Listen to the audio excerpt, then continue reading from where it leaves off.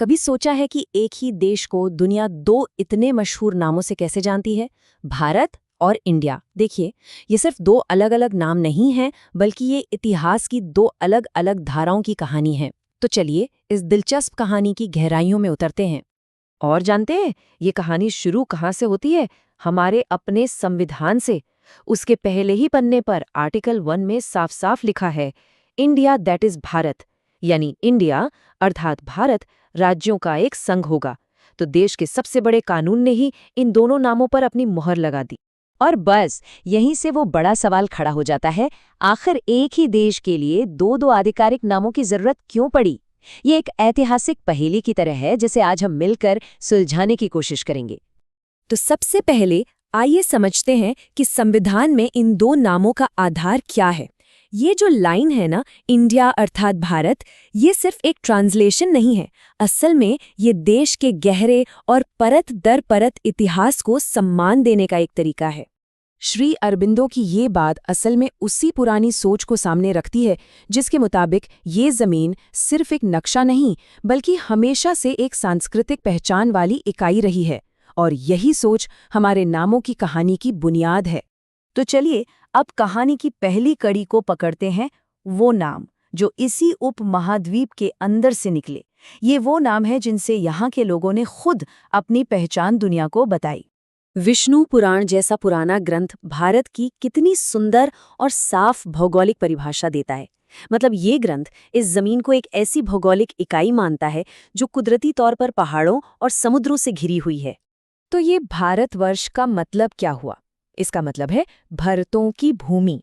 और भरत नाम की जड़ें जाती हैं हजारों साल पुराने ग्रंथ ऋग्वेद तक, जहां ये एक बहुत ही ताकतवर वैदिक कबीले का नाम था। फिर धीरे धीरे ये नाम उस कबीले से बढ़कर पूरे उपमहाद्वीप के लिए इस्तेमाल होने लगा। कमाल की बात तो यह है कि महाभारत जैसे महाकाव्यों में पूरे उपमहाद्वीप के अलग अलग इलाकों की लिस्ट मिलती है, कश्मीर से लेकर केरल तक। इससे ये साफ पता चलता है कि उस जमाने में भी लोगों के मन में एक पूरे एकीकृत भारत की तस्वीर थी। भारत के अलावा एक और बहुत पुराना नाम था जम्बू द्वीप, जिसका मतलब है जामुन के पेड़ों का द्वीप। इस नाम का जिक्र महाभारत में भी है। और तो और महान सम्राट अशोक ने भी आज से करीब 2500 साल पहले अपने विशाल साम्राज्य के लिए इसी नाम का इस्तेमाल किया था। अच्छा, तो ये तो हुई अंदर की बात। अब जरा नजरिए को बदलते हैं और देखते हैं कि बाहर से आने वालों ने इस जमीन को क्या नाम दिया। और यहीं से कहानी में आता है हमारा दूसरा नाम, इंडिया। तो इंडिया नाम की कहानी किसी राजा, कबीले या देवता से नहीं जुड़ी है। नहीं, इसकी कहानी शुरू होती है उत्तर पश्चिम में बहने वाली एक बहुत बड़ी नदी से, सिंधु नदी।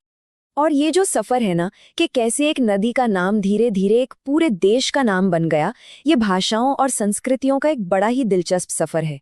देखिए, ये बदलाव कैसे हुआ। संस्कृत में नदी का नाम था सिंधु। जब पुराने फारसी लोग यहाँ आए तो उनकी भाषा में स की आवाज अक्सर ह बन जाती थी, तो सिंधु बन गया हिंदू। फिर आई यूनानी, जिनकी भाषा में ह की ध्वनि थी ही नहीं, तो उन्होंने ह हटा दिया और ये बन गया इंडोस। और इसी इंडोस से लैटिन और फिर अंग्रेजी में इंडिया शब्द बना। और हाँ, यहाँ एक बात समझना बहुत बहुत जरूरी है। पुराने जमाने में फारसी भाषा में हिंदू शब्द का कोई धार्मिक मतलब नहीं था। ये सिर्फ एक ज्योग्राफिकल टर्म था, मतलब सिंधु नदी के पार की जमीन। और ये सिर्फ फारसी और यूनानी ही नहीं थे। पुराने जमाने के चीनी लोग इस इलाके को यिंतू कहते थे, जो भी सिंधु से ही निकला था।